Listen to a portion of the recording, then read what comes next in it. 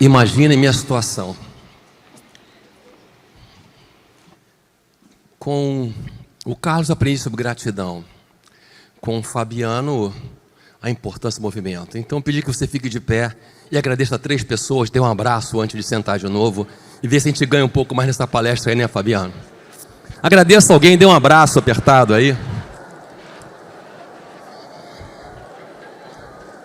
Era só 3, né, gente? Agora o negócio empolgou. Meu Deus do céu.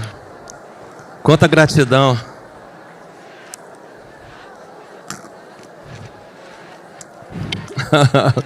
Então acabou, vou embora, vou ter intervalo agora. Já acabou a palestra, tudo certo.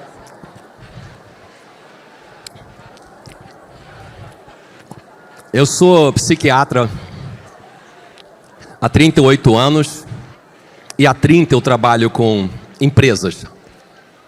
Quando eu comecei a trabalhar em empresas por causa de burnout, era um grande desconforto. Eu escutei isso. Que ponto chegou a Petrobras chamando o psiquiatra? Tá feia a coisa. Hoje em dia não. Hoje em dia, ainda mais depois da pandemia, a gente é chamado o tempo todo como especialista. E trago um pouco para vocês aqui desses 30 anos de jornada em organizações, geralmente grandes indústrias, em particular essa que a gente chamou de grau de risco 4, onde a morte convive com a prática diária da gestão. A morte lá embaixo na operação. Então quero trazer um pouquinho para vocês dessa jornada, até porque parte do meu estudo de mestrado foi o papel do chefe imediato na gestão da pressão e da performance. E no doutorado eu estudei como é que a cultura organizacional e a forma como o indivíduo vê a organização, que se chama contrato psicológico, impacta não só na adesão dos valores e propostas organizacionais, mas no ponto central, que falamos hoje de manhã no painel de diversidade. O quanto que o indivíduo tem voz na organização. O quanto que ele tem participação nessa organização. Por isso que talvez seja uma das principais fronteiras do nosso crescimento como gestores, e entendendo como batalhas principais do nosso trabalho, como é que eu gerencio, na verdade, como me percebem, não como eu acho que me percebo. Nós somos muito bons em combates individuais, fomos formados para isso. Nossa história, nossa educação é de combate individual. Mas esse desenho aqui de um amigo meu, que é um PhD em design, fala dos Avengers, um filme de jovens aí que eles começam o filme perdendo o jogo, falando da derrota deles. A gente derrota por quê? A gente é bom em poderes individuais, mas a gente não sabe usar os superpoderes dos outros.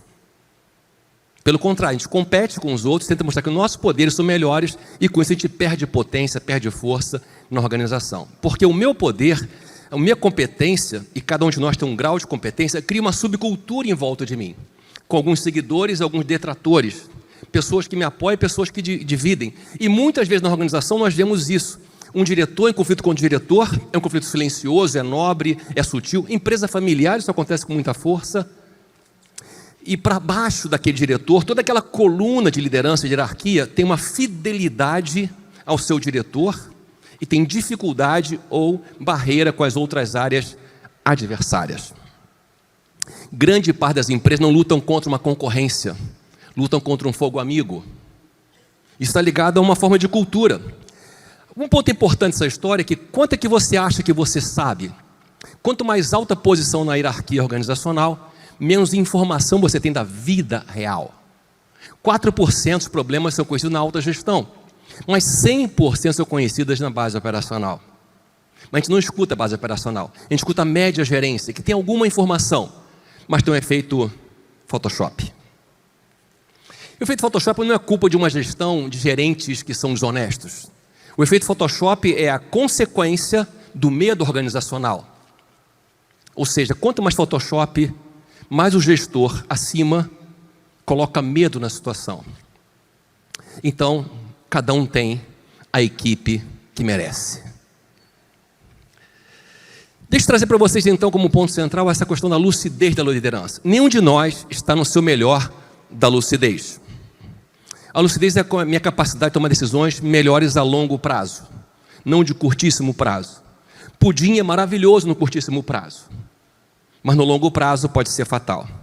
Tinha uma propaganda do John Hopkins Medical Hospital dizendo assim: não há esse negócio de súbito ataque cardíaco, demora anos de preparação.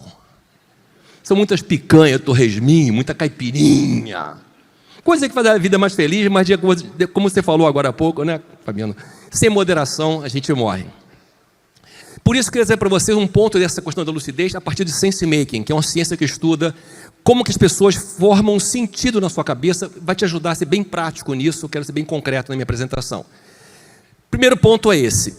A gente busca aquilo que faz sentido quando conectado com o que a gente já sabe.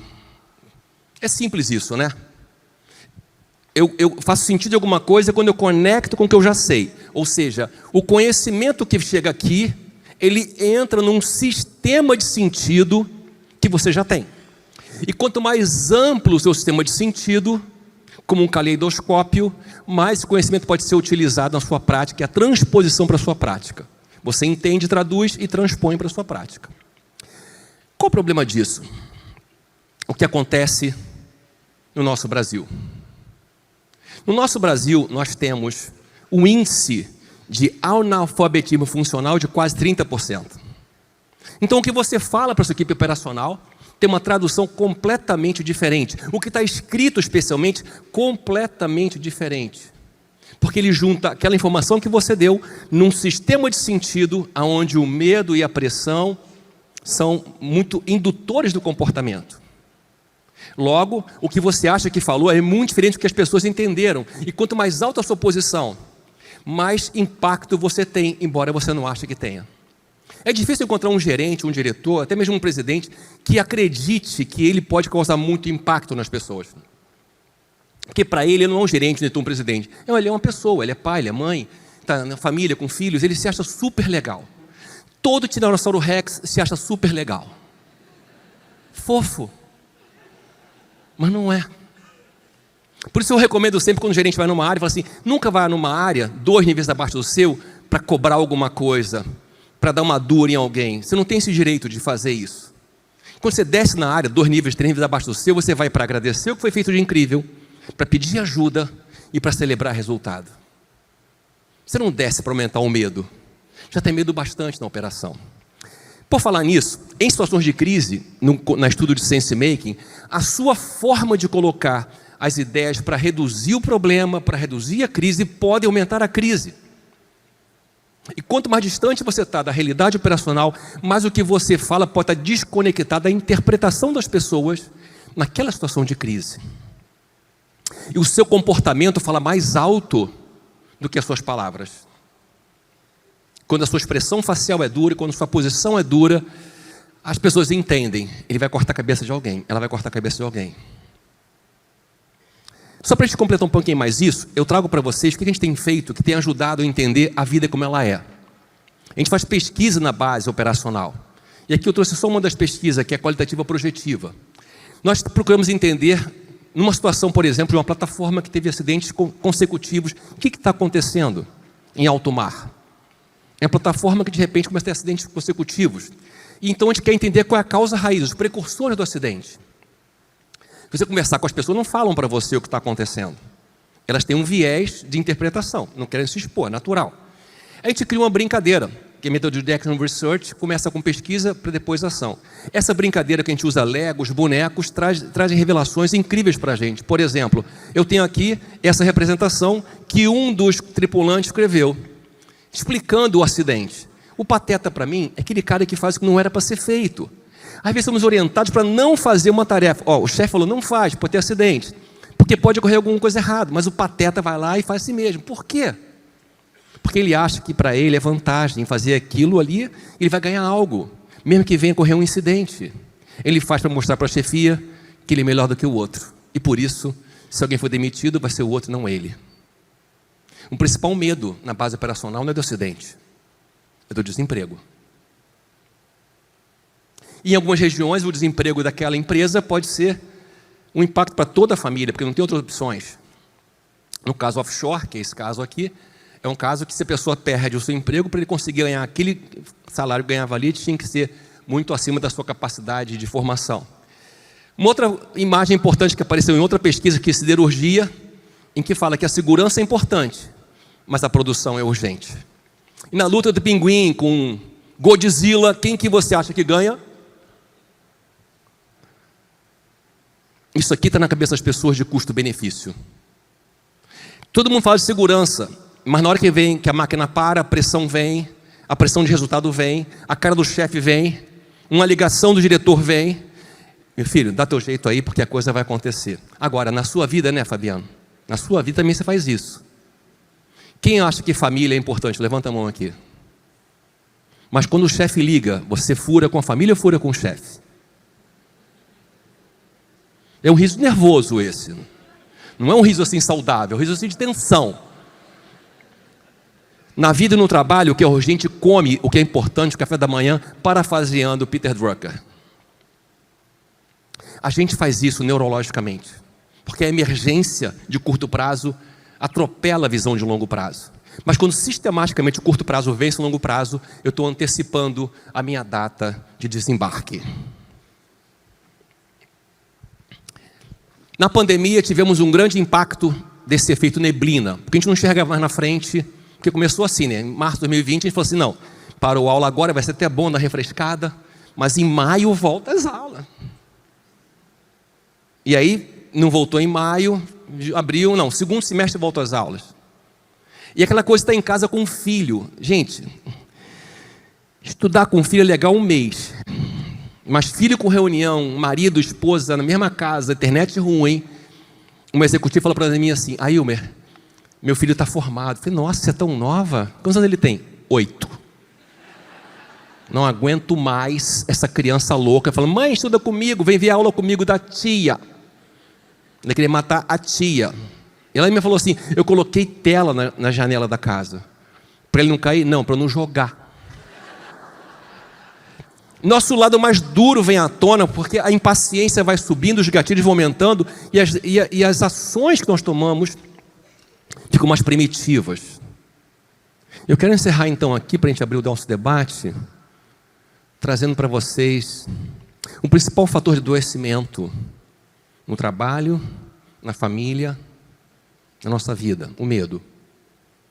Desde a antiguidade, desde os primórdios, o medo foi fundamental para a gente se deslocar, estocar água, que nos permitiu deslocamentos maiores, mas o medo também tem um efeito colateral, que é um indutor do comportamento.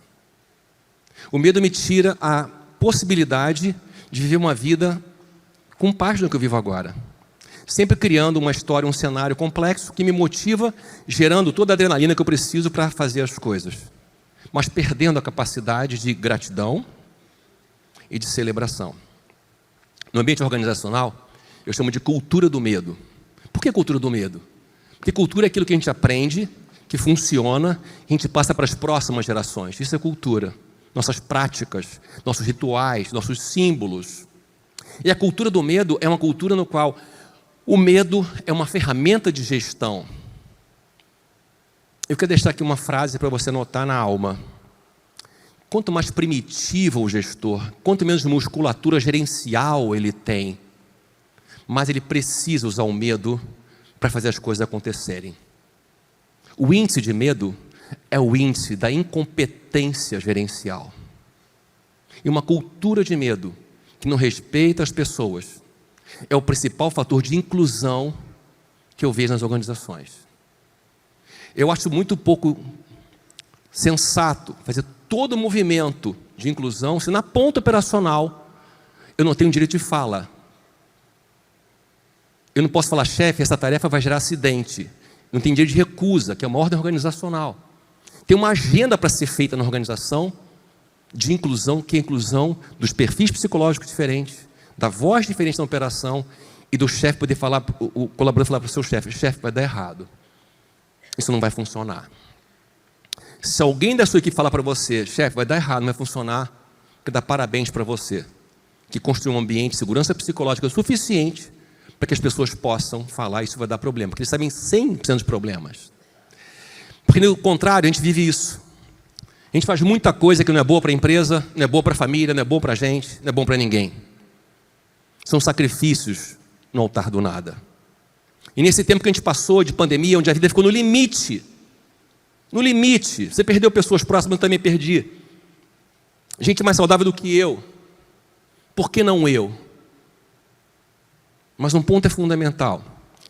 Um evento global como a pandemia tem que acordar em cada um de nós uma consciência de que o que eu sou é mais importante do que eu faço, de que a vida é mais importante do que o trabalho, de que a família é o lugar mais precioso da minha vida. Então, urgente, não pode engolir o importante. Obrigado.